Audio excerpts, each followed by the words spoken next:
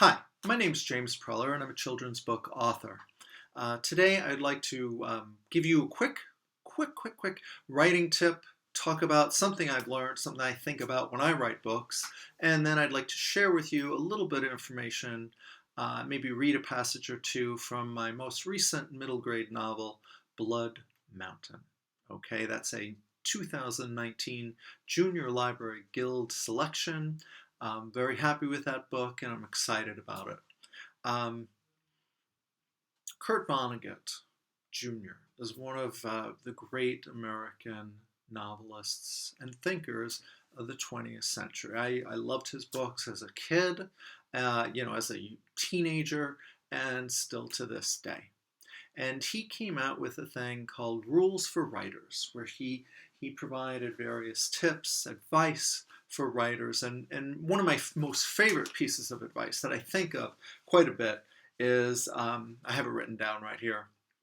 No matter how sweet and innocent your leading characters, make awful things happen to them, in order that the reader may see what they are made of.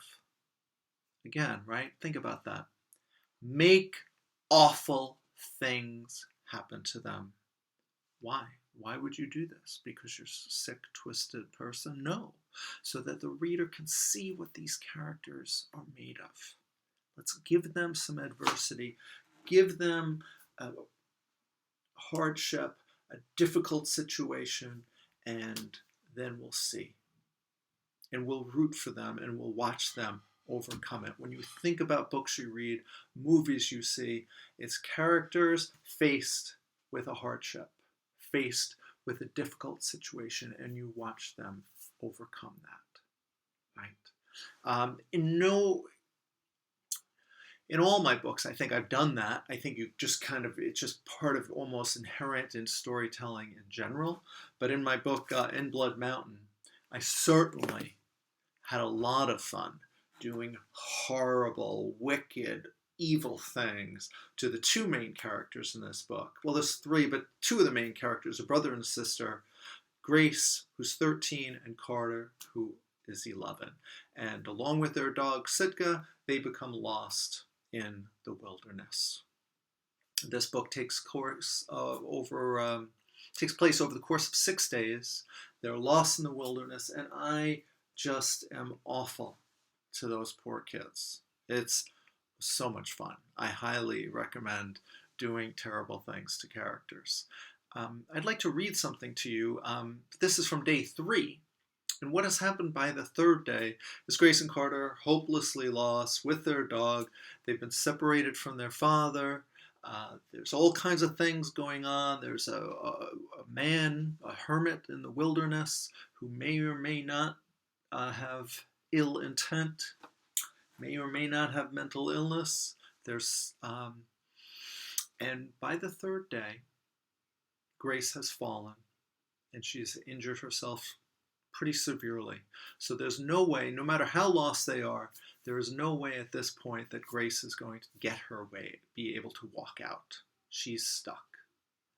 And Carter decides, I've got to save this situation. It's up to me now. Even though he's lost, he has to try to find some way to get help. The dog stays with Grace. Carter goes off on his own. They don't have any food. They barely, they have to find their own water and shelter. So I'm going to read to you from chapter 30, a little quick section where Carter is by himself, wandering around, trying against all the odds to find some kind of help, find his way out of there. He has traveled down and he's gone down into the valley, right? I've talked to do this book, I talked to a lot of rangers, different people. One ranger in particular, my friend Megan McCone, helped me out with this. And she says that rangers, their advice to lost travelers is stay put, stay dry, stay warm. Stay put, stay dry, stay warm. We are going to see in this scene that Carter does none of those things. Right? He's been forced to take some risks, and we'll begin to see the early signs of hypothermia here in this scene. There's another thing, just one more bit of writing advice, is that it actually applies to theater. It's a dictum that's been used in the world of theater. And what they say is, Act 1, get your characters to climb a tree. Act 2, throw rocks at them. Act 3, get them out of the tree. What that means is climb a tree. It means put them in a bad situation. Give them that adversity. The parents are getting divorced. They've moved. They've gotten injured. Whatever you want to do to them.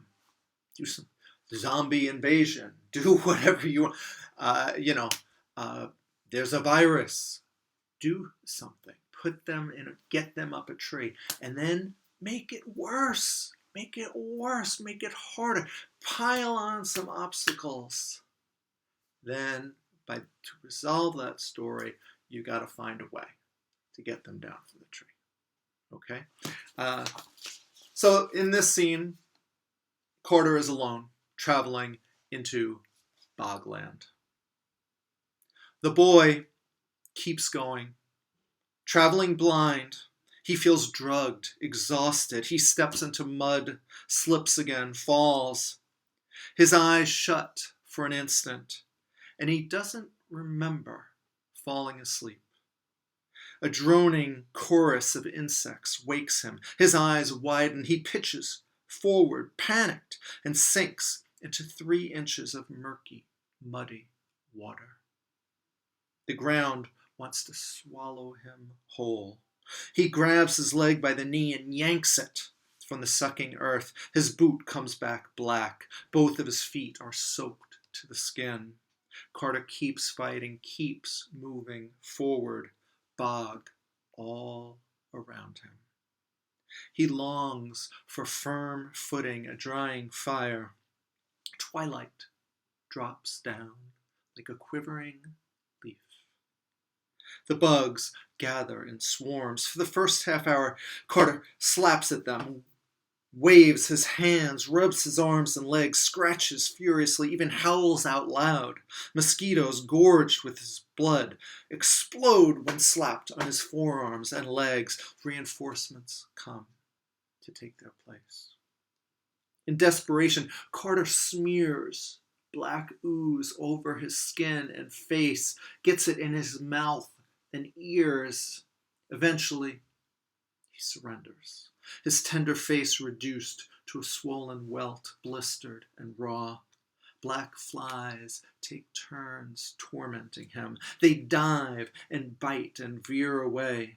His eyelids swell, his left eye nearly shut. He weaves, falls, despairs, rises again. He cannot stop here. He cannot die. Carter Taylor is 11 years old, and he feels his life wavering on some great precipice. Grace, his feverish mind recalls. In the relative openness of the bog, he easily sees the stars in the velvet sky. When did it become night? When in the world had there ever been so many pinpricks of light? He feels cold to the core, shivering, wet, bone tired. He keeps walking, staggering, reeling through the reeds, bumping into dead, bare, nutrient-starved trees. His boots fill with water. Carter can't seem to compel his feet to move. He finds himself leaning against a dead tree. He pauses to rest for a moment, a minute, an hour. He doesn't remember. His mind blank, a void. Fear slaps him awake. Instinct yanks at his collar, shakes him. If he stays in this grievous bog, he won't live to see the morning. It is the one clear thought in his muddled mind. Can't stay here. The temperature drops. He blunders into the black. He steps and his foot does not sink. Another step, the ground holds. Another and another. Carter hangs his head, drops to his knees, begins to crawl, feels the firm earth under his hands. He's made it through. So tired, so tired. Carter stumbles another 75 yards, losing his hat in the process. He collapses, curls into a ball beneath a weeping willow that has taken root in the rot. He does not wonder at the way the graceful giant's branches sweep downward, or how its long, slender leaves resemble tears of tree sorrow and tree remorse. How did it come to grow so sad? He does not wonder at all, just knows it in his bones. The cold presses against him. He shivers in anguish. His body begins to shake convulsively. He rolls and looks to the sky. I am not lost, he thinks. The world is lost. I am right here. I am right here. And there is the moon, right where it is supposed to be. That's chapter 30. I want to jump ahead and give you an even shorter little passage. It's like a page where we find Grace. This is the very beginning of day 4. And the book is set up in individual days, kind of sections. Each day is a section. So Grace is alone. Sitka, the dog, has stayed with Grace. There may be a mountain lion in the area, but this scene doesn't exactly go there. She wakes up. Light is coming, and with it, a new day. Grace watches unmoving as the dark woods gradually take on space, contour, color, dimension. The shapes of tree trunks, movement in the branches, squirrels chittering and birds with their insistent, I'm here, I'm here, I'm here. The trees come alive with birds and their words. Today springs from yesterday. The dream of tomorrow becomes the new now, and inside Grace's chest an ember still glows. Call it hope, call it fierce will. Grace is determined to live, somehow, some way. She is alone and injured, her infection blackening. One girl in the vastness of a mountain wilderness. Somewhere she hopes Carter is okay. He never should have left. A terrible decision. Grace begins to feel that tug of negativity. Her thoughts going down a dark path. But she fights against them in the same way a falling figure claws against gravity. She senses that negative thinking will not sustain her here. Carter will find a way, she resolves. My job is to survive. Grace closes her eyes and prays. It has never seemed to do much good in the past. Honestly, she isn't all that sure. But prayer is a meeting of soul and intention. Her prayer does not require answers. Grace has never understood how some people claim to talk with God or how he answered their prayers. This new morning, Grace does not expect a reply. It is enough to think the words, to bring unity of spirit and mind, the meeting of wish and desire, like a corked bottle with a rolled up note inside, floating in a great unpeopled sea. Sending the note is enough. I am here. I have survived so far. I would love with all my heart to see another day. Thank you. That's from Blood Mountain. I hope you enjoyed that. You can go out and buy the book. I guess online or whatever, or not, libraries, whatnot. That lesson, though, do terrible things, make awful things happen to your characters. It's fun.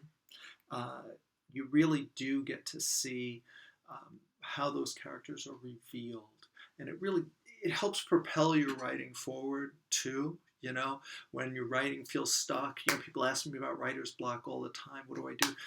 Have something happen. Have something negative happen. And then characters got to react, and we see what they're made of again. That same idea over and over again. Thank you so much.